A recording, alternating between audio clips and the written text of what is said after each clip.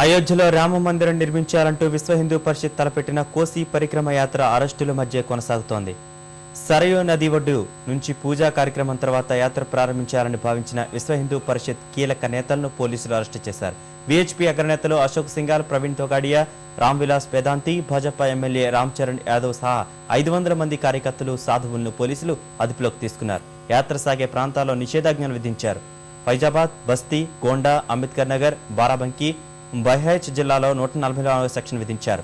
6 జిల్లాల్లో కర్ఫ్యూ వాతావరణం నెలకొనగా దుకాణాలు, వ్యాపార సముదాయాలు మూతపడ్డాయి. అయోధ్యను భద్రతా బలగాలు ఆధీనంలోకి తీసుకున్నాయి.